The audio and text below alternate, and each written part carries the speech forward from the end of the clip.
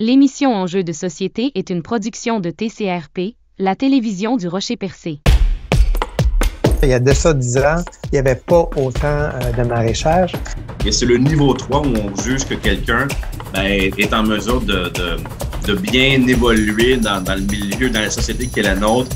Mais si on faisait un bilan des 15 dernières années de l'argent que Facebook et Google ont amassé sur le dos, entre guillemets, des publications.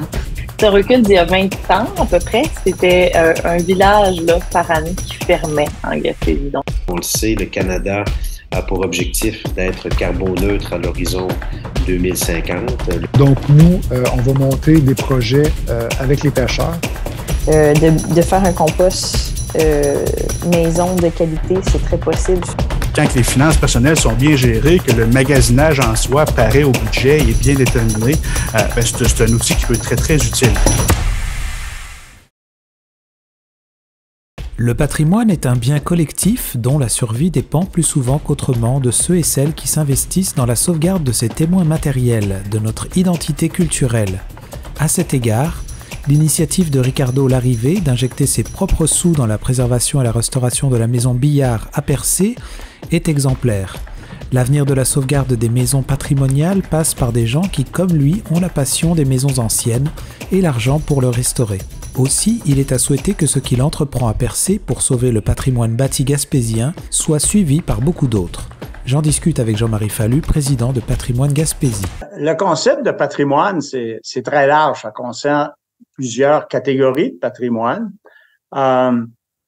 Patrimoine matériel, ça peut être des objets, ça peut être aussi des immeubles pour le patrimoine bâti. Et le patrimoine immatériel, c'est souvent patrimoine vivant, des personnes, des témoignages de personnes qui ont laissé une tradition ou des témoignages importants sur le passé gaspésien. En ce qui concerne patrimoine Gaspésie, on s'intéresse particulièrement au patrimoine bâti, autrement dit les immeubles patrimoniaux de la Gaspésie, la conservation, la préservation et la mise en valeur. Alors, j'ai déjà entendu parler aussi du concept de préservation naturelle. Est-ce que la différence pourquoi est-ce que ce serait essentiel de s'investir à sauvegarder le patrimoine? Est-ce que ça veut dire que dans le fond, si on le laisse aller naturellement, je mettrai entre guillemets, entre les mains du roulant habituel, souvent un bâtiment passe d'une main à l'autre, etc. Vous êtes là pour protéger quelque chose et dans le fond, c'est pour sécuriser une mémoire historique, c'est ça, si je comprends bien? Oui, c'est pour accompagner des propriétaires, qu'ils soient publics ou privés, de bâtiments anciens qui ont une valeur patrimoniale, à le préserver, puis aussi faire en sorte d'appuyer, d'accompagner dans la mesure du possible ces personnes qui sont détentrices vraiment d'une tradition patrimoniale importante pour la Gaspésie. C'est pour éviter, dans le fond, que ça disparaisse du paysage, en fait. C'est ça? C'est le but premier. Le but premier, c'est que si un immeuble patrimonial disparaît par le feu, par la négligence, on peut pas rien faire, on peut pas le reconstituer, il est disparu. Alors, c'est un témoin matériel de notre histoire qu'on perd. Il est arrivé dans certains cas où on avait à la suite d'une disparition d'éléments patrimoniaux comme des anciens bâtiments de pêche, etc., que par nostalgie, on reconstruit ces bâtiments. C'est le cas d'ailleurs de Berceau du Canada à Gaspé. Ils ont fait un travail exceptionnel de reconstitution.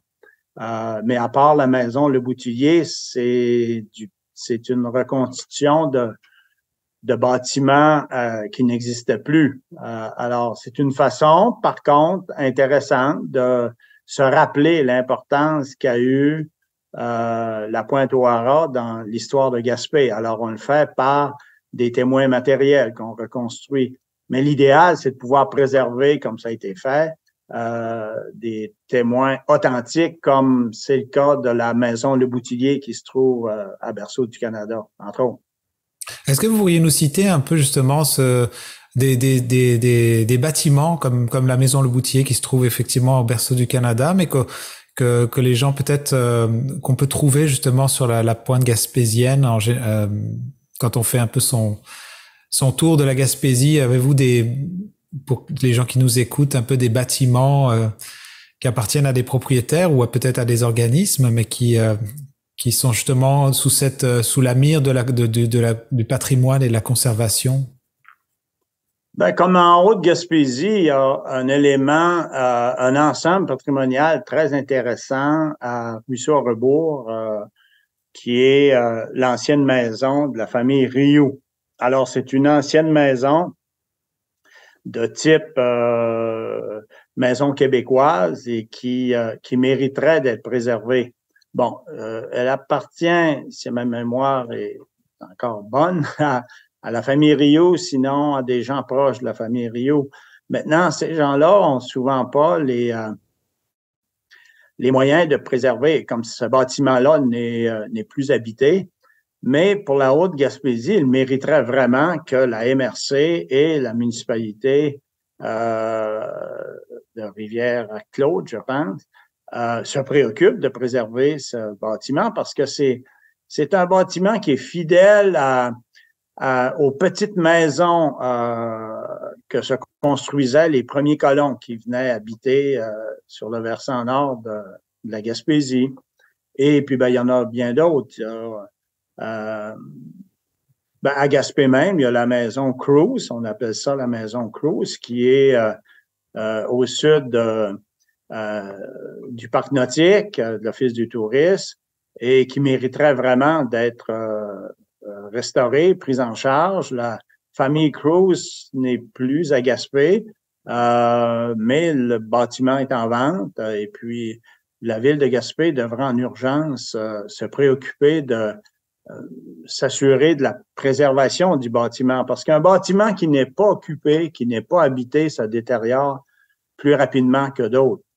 On a pu voir au Parc Forillon, voyez-vous, à Grande-Grave, actuellement, Parc Canada est en train de rénover 4 anciennes maisons patrimoniales, et puis il faut saluer ce geste, mais ces maisons-là n'ont pas été habitées depuis l'expropriation, depuis 70. Alors, ce sont des coûts élevés et le fait d'en faire de l'hébergement patrimonial, ben, il faut saluer cet exemple parce que les maisons, sur une base estivale, vont être habitées. Donc, il y a différents usages. Pour bien préserver un immeuble patrimonial, là, il faut vraiment y trouver un usage actuel, contemporain, qui est pas un usage emprunté. Souvent, les gens, ils voudraient faire des maisons patrimoniales, ils voudraient tous en faire des musées. Mais non, faut y trouver un usage plus actuel, et tant mieux des fois si c'est un besoin de faire d'une maison un lieu d'interprétation de l'histoire. Mais c'est souvent plus des résidents. Quand on habite une maison, c'est la meilleure façon de préserver son authenticité patrimoniale. Puis je voyais que justement dans le communiqué que vous avez déposé pour les médias, que Patrimoine Gaspésie se réjouissait justement de cette initiative envers la maison Billard à Percé. Est-ce que vous voudriez nous en parler un petit peu de cet exemple-là? Oui, ben, il y a des gens l'an passé qui voulaient que la maison soit préservée et confiée au Festival des Perséides de Percé. Maintenant, M. François Cormier est le premier à dire que sa corporation n'aurait pas eu les moyens d'en faire la restauration et aussi de relocaliser la maison parce qu'elle est près du rivage, alors il faut la déplacer. C'est pourquoi il faut saluer vraiment des gens comme M. Ricardo Larrivé, qui lui est un amant du patrimoine. Plusieurs l'ignorent, mais il a déjà dans son secteur, la Montérégie, préserver quelques maisons patrimoniales. Alors qu'ils s'en viennent à Percé pour sauver littéralement la maison Billard parce qu'elle avait été prise en charge par l'Université Laval, mais sans y mettre un sou au niveau de la réno. Alors, de voir quelqu'un comme M. Larrivé vouloir mettre ses sous pour préserver cette maison-là, ben il faut le féliciter et s'en réjouir également, parce qu'il y a des gens qui disent, ben ouais, mais c'est plate parce que la maison va être une résidence qui appartient à quelqu'un, puis on pourra pas, il n'y aura pas un accès public. Ouais, mais cette résidence-là, au début, était la résidence de M. Charles Billard, qui est un Jerseyais qui est venu, comme d'autres, mettre en place une entreprise de pêche en 1902 à Percé. Et par la suite, ben, la maison est devenue, avec le développement touristique en 1927, le North Beach Hotel, alors une fonction hôtelière avec un restaurant. Et à l'époque, quand on faisait la promotion du complexe hôtelier, on disait c'est le seul endroit en Gaspésie où le restaurant a de la crème glacée et ice cream. Alors, écoutez, puis donc, la maison a déjà eu une fonction résidentielle avec Charles Billard. Elle a eu une fonction touristique avec le North Beach Hotel. Elle a eu une fonction culturelle avec l'Université Laval qui en faisait une résidence d'été pour ses étudiants. Alors, que ça revienne à quelqu'un de qualité comme M. Ricardo Larrivé, ben moi je m'en réjouis parce que quand on sait la qualité des produits culinaires qu'il offre, on peut s'attendre qu'il va vraiment faire de quoi de très, très bien. Alors, et c'est des gens comme ça qu'il faut encourager. On a aussi un autre beau modèle à Gaspé même, là. Madame Lamy, son conjoint, son frère, ils vont mettre beaucoup de sous pour préserver le manoir Wakeham, ce que les gens de la place appelaient souvent le Ashin. Il a été longtemps. Alors, ils veulent vraiment faire une auberge de classe et ils veulent redonner l'authenticité au bâtiment. Ça, c'est formidable. Ils vont injecter des millions là, dans cette préservation. Et puis, ces gens-là, comme M. Larrivé, ils pourraient mettre leurs sous ailleurs. Là. Pourquoi ils le font? C'est parce qu'ils ont un amour, une passion pour le patrimoine bâti.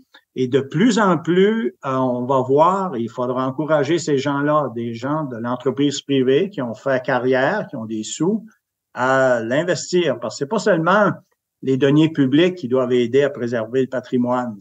Ça peut être une belle formule, là, public-privé, mais aussi il faut encourager.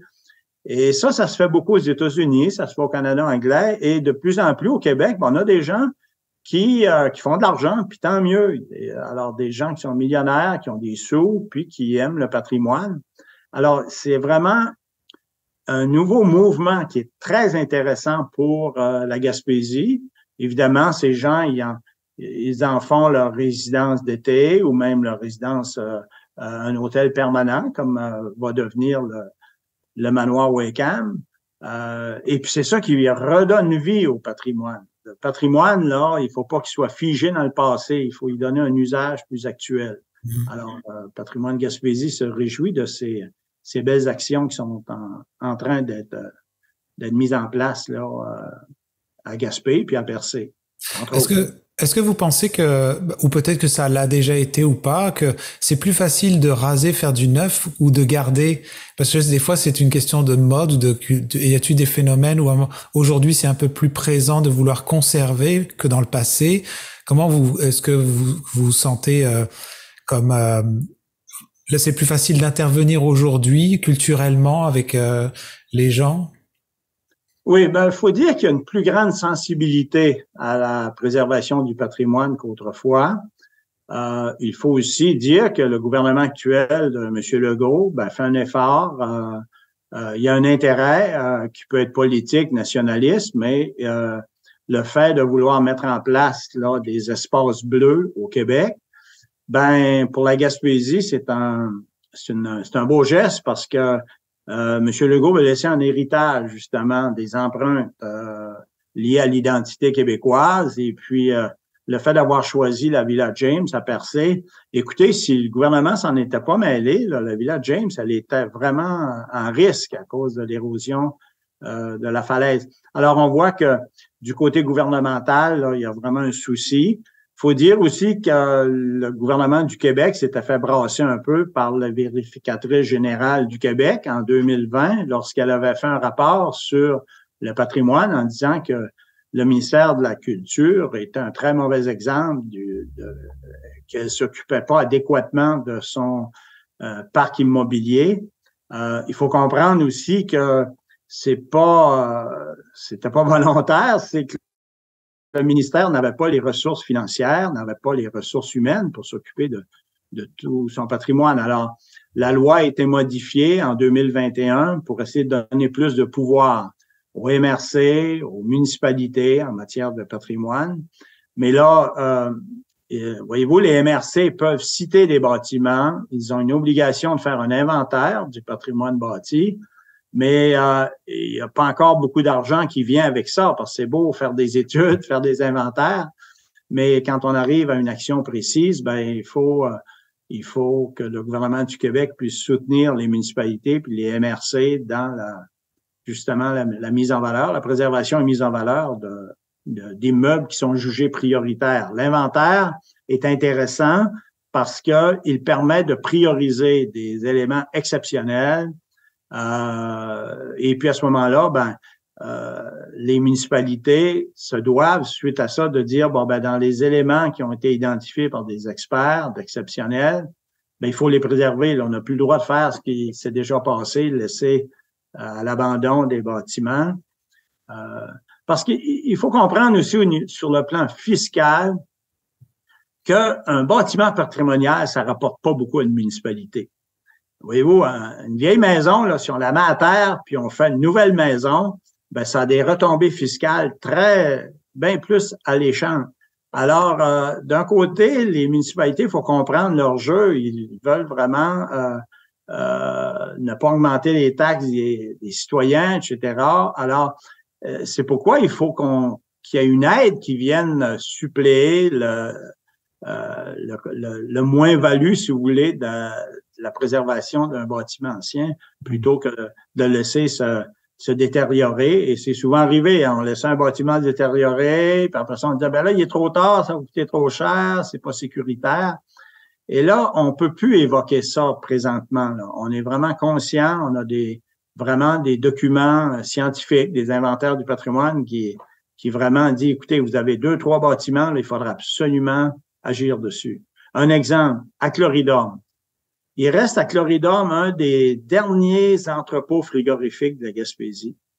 Et c'est vraiment un élément patrimonial très important. Alors, il serait extrêmement important que la municipalité de Cloridome puisse faire une action avec le ministère de la Culture pour sauver ce bâtiment-là. Il est pas en perdition, là, mais souvent, il faut pas... Plus qu'on attend, plus que les frais de restauration sont plus élevés. C'est pas compliqué. C'est comme notre maison, hein, quand on tarde à changer les fenêtres, etc., ça coûte plus cher plus tard.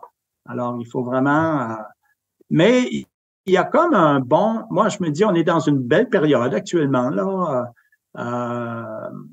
Les citoyens sont de plus sensibles à ça. Puis aussi, dans une région comme la Gaspésie, mais c'est une valeur ajoutée, le patrimoine, parce que les gens, ils viennent pour le paysage, mais aussi quand ils arrivent dans un endroit comme Percé, puis ils vont voir la Villa Jane, puis ils voient des vieux bâtiments. À Percé, à Gaspé, la même chose, ailleurs.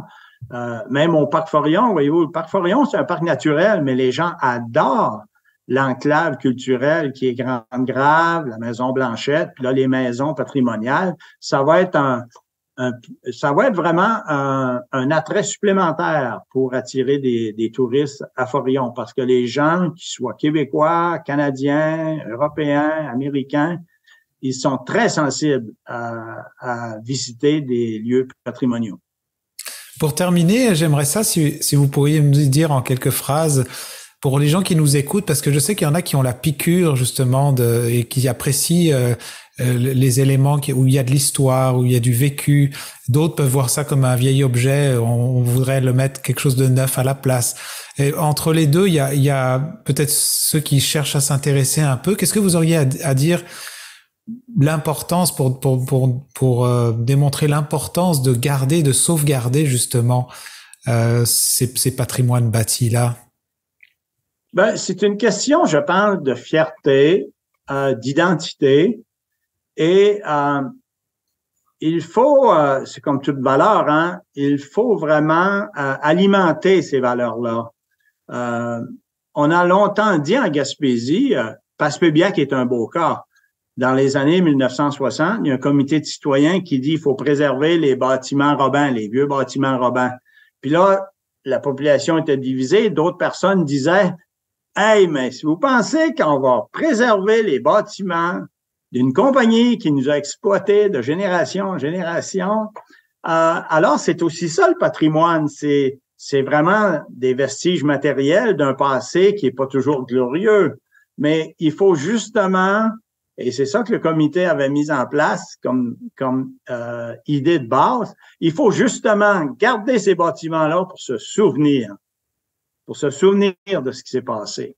Alors, c'est pourquoi le patrimoine, c'est un élément très important de notre devenir. Parce que le jour où on puise plus dans notre passé, mais on n'a pas grand avenir devant nous, là. Voyez-vous, c'est un élément vraiment important, le patrimoine, parce que c'est important parce que c'est matériel.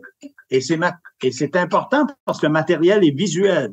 Quand on va à un endroit, là, puis on tombe sur un beau lieu patrimonial, ben là, OK, on peut se donner une idée de ce que c'était dans le temps de vivre dans ce bâtiment-là.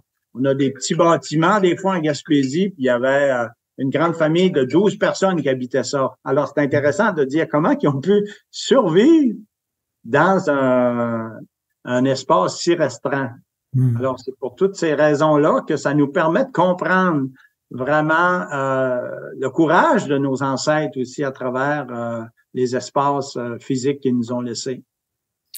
En tout cas, merci beaucoup Jean-Marie Fallu pour votre temps. J'aimerais peut-être que si on pouvait terminer parce que j'imagine que sur le territoire gaspésien, il y a énormément de potentiel de patrimoine. Peut-être qu'il y en a qui vivent dans une maison, mais qui sont même pas forcément conscients des fois de la valeur historique. Est-ce que c'est des gens qui auraient un doute peuvent vous contacter s'ils ont des questions et qui voudraient en savoir plus justement sur les bâtiments dans lesquels ils habitent? Oui, ben absolument. Mais dans le fond, peu importe où on habite, la plupart des gens qui habitent dans une maison ancienne en connaissent l'histoire. Et particulièrement chez les Anglo-Gaspésiens. Moi, j'ai beaucoup d'estime pour les Anglo-Gaspésiens parce que eux, avant de laisser partir leur maison, ils vont l'habiter. S'ils vivent à l'extérieur, ils vont revenir l'été, ils vont s'en occuper. C'est une tradition qui est moins forte chez les francophones en Gaspésie, mais qui l'est de plus en plus. Et avec toutes les sources d'informations venant les municipalités ont tous des ressources là pour informer les gens sur le patrimoine. Les MRC l'ont également, le ministère de la Culture également. Mais si je peux aider, si Patrimoine Gaspésie peut aider, ben on peut me contacter sans problème. Mais ça me fait toujours plaisir soit de répondre aux questions que les gens me posent ou de vraiment leur donner les bons liens, les bonnes adresses pour pouvoir les accompagner dans la préservation de leur propre patrimoine. Ben, merci beaucoup. Merci beaucoup.